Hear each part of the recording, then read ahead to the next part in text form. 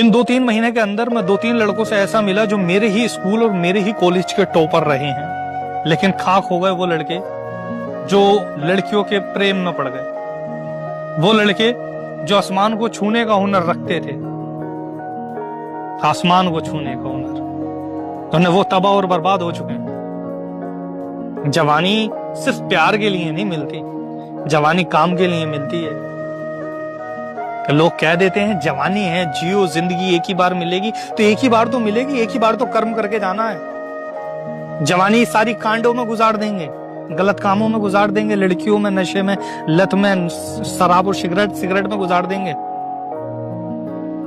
एक ही बार तो मिली है ना, तो बेहतर है जिंदगी को अच्छे तरीके से देख सकें, इसका कंट्रोल अपने साथ लिए, बुरी चीजों से बच जाएं।